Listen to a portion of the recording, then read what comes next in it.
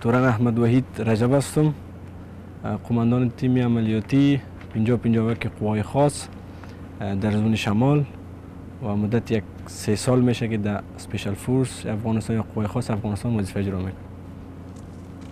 نیروهای خاص افغانستان یا نیروهای اسپیشال فورس افغانستان از وقتی که ایجاد شد افغانستان با همکاری نیروهای اسپیشال فورس آمریکایی در هر ولایت یک تیم یا 2 تیم اسپیشال فورس افغانی می باشه همراه یک تیم اسپیشال فورس آمریکایی به خاطر آوردن امنیت در منطقه، به خاطر ایجاد سهولت‌های بیشتر در عمق قریه و ولسوالی که وظیفه اجرا میکنن و آوردن دل مردم به دست بیاریم که چه رقم دل مردم به دست بیاریم و بتونیم ما وظیفه خوبتر اجرا کنیم. پیش از او که تیم‌های اسپیشال فورس در ولسوالیا در منطقه نبود، تروریستا و طالبا در منطقه بسیار نفوذ کرده بودند.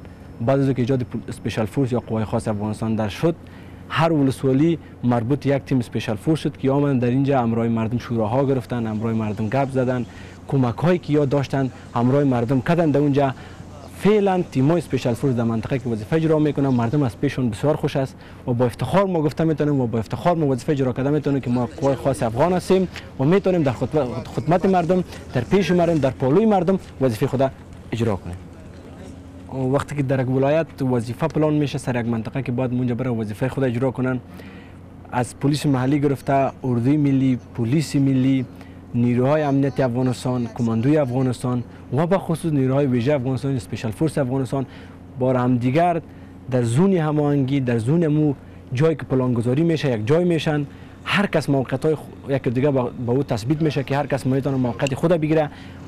با همکاری هم دیگر یک وظیفه را در سطح یک ولسوالی یک ولایت انجام میدن که ما بسیار یک نتیجه خوب از گرفتیم. چند باری که ما در امرای زون هماهنگی و امرای نیروهای پلیس محلی که در خود منطقه می باشه هماهنگی کردیم با یک وظیفه بسیار با دستاورد و یک وظیفه بسیار خوب در منطقه ما انجام دادیم که همه شاهد از او است و میبینن که ما چه رقم وظیفه رو در منطقه اجرا میکنیم و دستاورد دولت معلوم است که ما چه دستاورد از این وظیفه داشتیم و یک موفقیت افغان است که همدست با دیگر وظیفه خود پیش میبره. نام عبدالبشیر قره و تبلیغ قماندانش 2 سال میشه که در پلیس محلی خدمت میکنیم. ما خواستیم داوطلب در حکومت خود در مردم خود ما میخواستیم خدمت کنیم و دست دشمنای وطن بسیار به تنگ آمده بودیم. ما میخواستیم برای وطن ما خدمت کنیم. ما پیشتر گزبای خوبی داریم، ما امرای مستفیدا مثلا در قریه برای مستفیدا را آگاه میکنه که مثلا یک نفر دشمن مثلا ماین جای به جای میگیره جای به جای میکنه، بعد واشتر مردم رو پود ما رو تخریب کرد بین برای قوای خاص طلب کنیم از بین بره مردم مستفید قدم کار است. بسم الله الرحمن الرحیم. اسمت احمد فواد توران احمد فواد رحیمی که به مدت 8 سال میشه که در چوکات نیروی عملیات خاص یا کماندو ایفای وظیفه میکنم. فعلا باعث عامل تنتربیه کندک 5 عملیات خاص.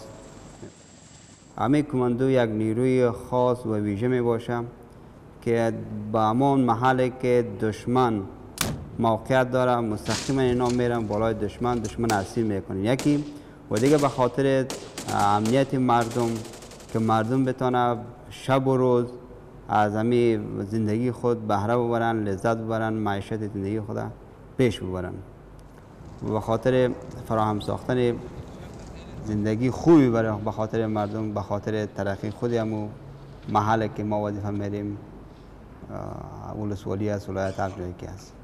همین نیروی کماندو با پلیس محلی، با امنیت یا با پلیس های محلی یا ارگان دیگه که هستن یک هماهنگی خاص خود در وظایف محاربه‌ای دارن تا اینا بتوانن با وجه حسن خود از وظایف محاربه‌ای بهره‌مند شوند یا دستاورد خوبی داشته باشند. پلیس امنیت مالی برای ما شما معلوم دار است که وانمود میکنه که اونا چی میکنن، همه بخشای یا موقعیت‌های دشمن برای ما شما وانمود میکنن تا نیروی کماندو یا اردوی ملی بتواند که دشمن از بین ببرم و با پلیس محلی تسلیم بکنه یا با نیروی پلیس تسلیم بکنه تا نیروی پلیس اونا چه کنن در اونجا پوسته گذاری کنن یا موقعیت گذاری بکنن به خاطر زندگی خوبی مردم. پیش از اینکه ایجاد پلیس ملی شد در چرکات وزارت داخله، نیروهای شورشی در منطقه بسیار وضعیت منطقه و وضعیت ولسوالی را خراب کرده بودند. هر شب و هر روز با گذاشتن من در منطقه و حمله نمودن بالای ولسوالی و قماندانی امنیه و ایجاد نمودن ولسوالی های برای خودشان که از پاکستان می آمدند در افغانستان و به خود ولسوالی و قماندانی امنیه مشخص در یک ولسوالی می ساختند. بعد از وزارت امور داخله تصمیم در گرفت که باید یک ایجاد پلیس ملی در منطقه شود از خود منطقه و به خاطر امنیت خود منطقه. این پروگرام برآ افتاد و آمدن از منطقه و محل دیدن کردن.